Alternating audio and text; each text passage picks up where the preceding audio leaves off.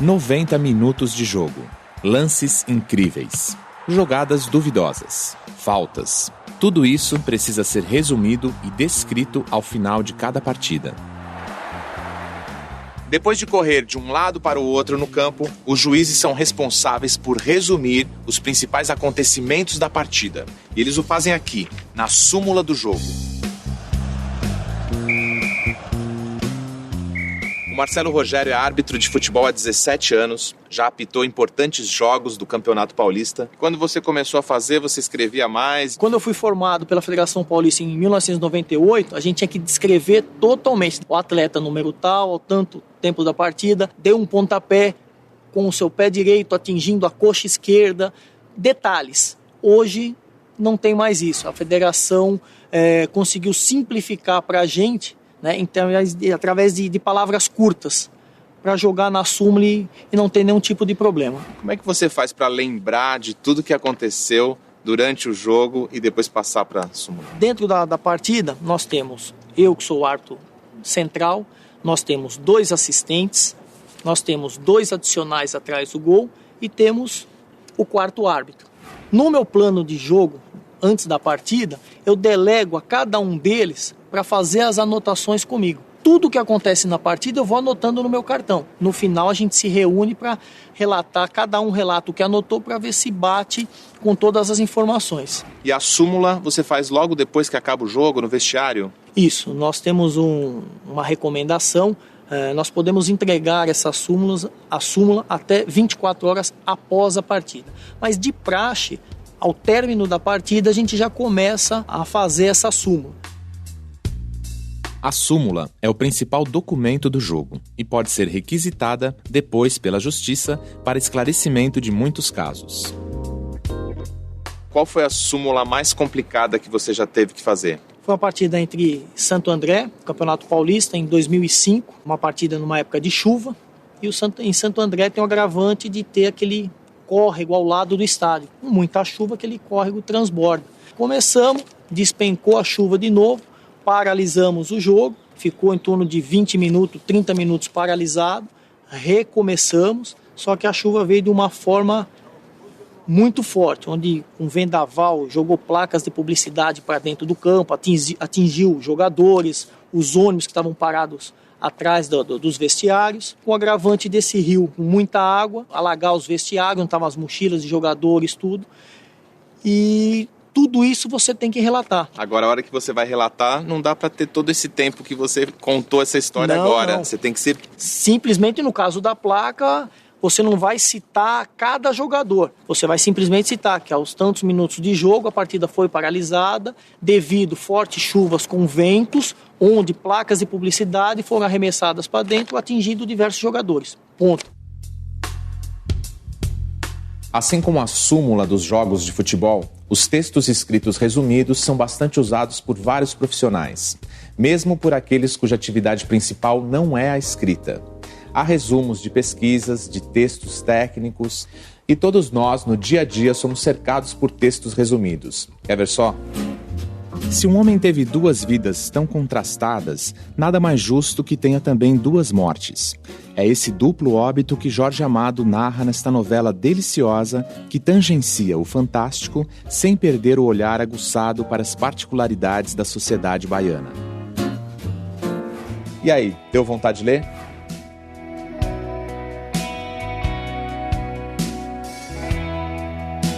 Deu vontade de ler por essa resenha? Ah, com certeza. Eu acho que ela conta um pouco do livro e isso para mim é importante para decidir a minha escolha. Você costuma ler as orelhas dos livros antes de comprar? Sempre. Mesmo se o livro é recomendado, eu leio, para ver se eu acho bacana ou não. Costuma ler as orelhas dos livros?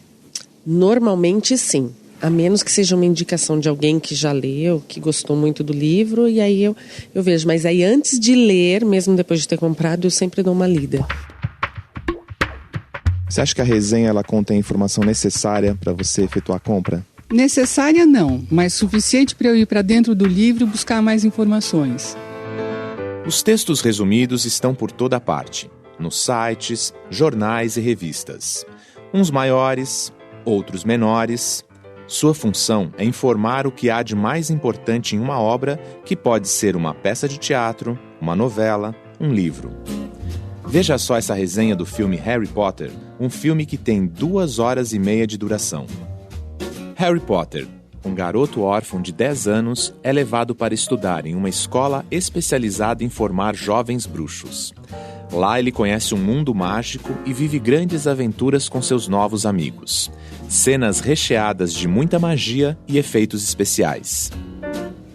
A resenha, ela requer a síntese, mas ela já é uma síntese mais comentada, onde a postura da pessoa que faz. Então, a resenha é uma postura que aparece mais claramente enquanto conhecimento do assunto, enquanto ponto de vista também. Eu tenho as resenhas nos jornais, né, de filmes, de livros, de teatro, e elas têm uma assinatura, porque é uma postura da pessoa escrita a partir das vivências com esses objetos. Na literatura, há gêneros que usam formas breves. O haikai é um dos mais sintéticos. É um tipo de poesia japonesa com pouquíssimos versos. Lembra aquele beijo? Corpo, alma e mente? Pois eu esqueci completamente. Uma história conhecida no meio literário, mas nunca comprovada, é a de um almoço entre amigos, onde o escritor norte-americano Ernest Hemingway apostou que seria capaz de escrever uma história usando pouquíssimas palavras. E escreveu num guardanapo, vendo sapatinhos de bebê nunca usados. Hemingway levou os dólares da aposta e deixou um dos mini-contos mais lembrados. O que esse mini-conto do Hemingway sugere a você? Vendo sapatinhos de bebê nunca usados. Eu vejo 2 possibilidades, uma bem pessimista e uma otimista. A pessimista seria um bebê morto, que não chegou a usar o sapatinho. E a otimista é com um bebê que está para nascer. Algum sapatinho que não coube no pé da criança e nasceu com um pé grande, não coube, e aí não foi usado, e aí a mãe resolveu vender. O jornalista e escritor Inácio de Loyola Brandão, autor de mais de 30 livros entre romances, contos e crônicas, é um dos adeptos do texto enxuto como estilo de narração. E eu aprendi isso na escola, o meu professor de português, Jurandir, que ele ficava desesperado com aquelas redações que falavam e não falavam nada. E aí ele dizia assim, a palavra é uma coisa muito importante e você tem que usá-la muito bem usada. E você sabendo usar, você não precisa escrever muito. E tem também uma outra coisa. Quanto menos você escreve, menos você erra. Então é fundamental, você tem que ser econômico, você tem que ser objetivo, você tem que ser direto. E eu aprendi isso, na verdade, fazendo jornal. Porque eu tinha que colocar uma matéria num tamanho determinado. E para colocar tudo que eu tinha a dizer naquele tamanho, eu tinha que reduzir. Pela rua, uma velha claudica apoiada numa bengala. Mas a bengala forma um quadrado, como o de uma bicicleta em menor tamanho. O quadrado tem rodinhas e um gancho, onde a mulher pendurou a bolsa. Ela tem o olhar satisfeito, como se possuísse uma bengala e um brinquedo. Quais são as dicas assim para atingir essa precisão, essa concisão, esse texto enxuto? Você faz o primeiro. Depois você começa, você deixa 2 dias. Se você tiver pressa, que você não pode fazer isso em jornal, mas se você não tiver pressa, num texto literário, num conto, 2 dias depois você vai começar a ver palavras inúteis. E é uma diversão, é um prazer e é um tormento cortar. Porque você vai cortando, e de repente, quando você está percebendo, o texto está alinhado com o essencial. Dito o essencial, o texto está pronto.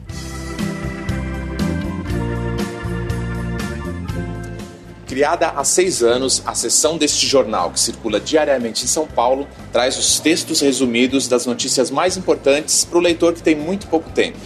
Resumir e colocar tanta informação em um pequeno espaço é o desafio diário do editor Sandro Macedo. Olá, Sandro. Prazer. Tudo bom? Tudo bem. Quando se percebeu a necessidade de criar uma seção no jornal que resumisse as principais notícias? Eu acho que nos últimos anos existe essa tendência de consumir com mais velocidade a informação.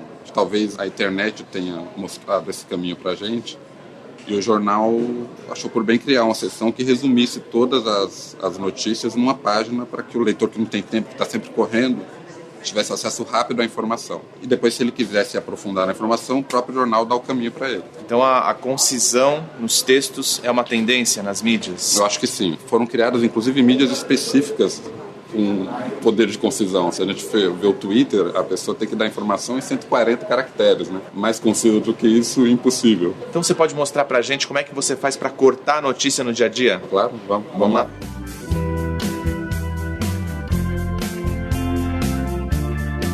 Olha, a gente tem aqui, por exemplo, a notícia que foi a capa de esporte de ontem. Contra a punição, Palmeiras tem de identificar vândalos. Aqui está a matéria na íntegra.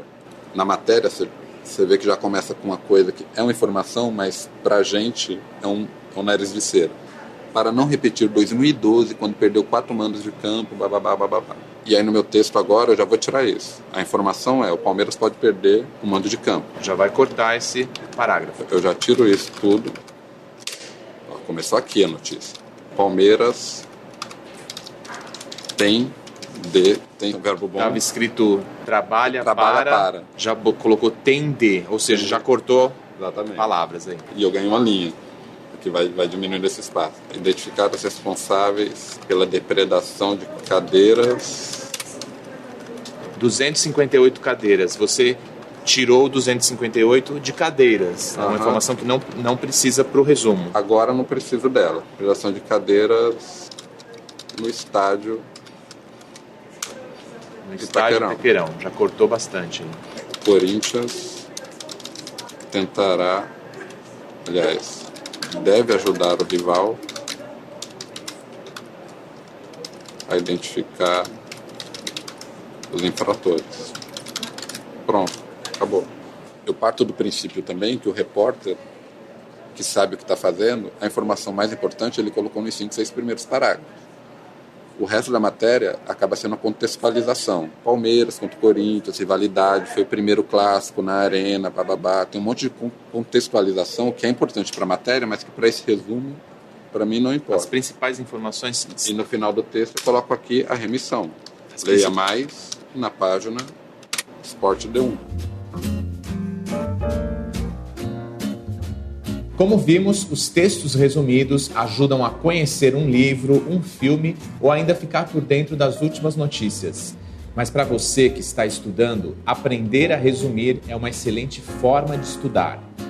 E ao contrário do que pode parecer, resumir não é copiar o texto original pulando trechos. Não adianta simplesmente recortar um texto, né, e depois fazer uma colagem. Então eu vou escolher exatamente o que eu considerei como ideias principais, pensando que o meu leitor, né, ele vai ter que ter uma compreensão do todo, ainda que eu mesma seja o leitor, eu devo fazer um resumo que depois de 3 semanas, 1 mês, eu possa compreender. O resumo é uma ferramenta importante na escola, porque justamente ele demonstra o quanto uma pessoa entendeu alguma coisa.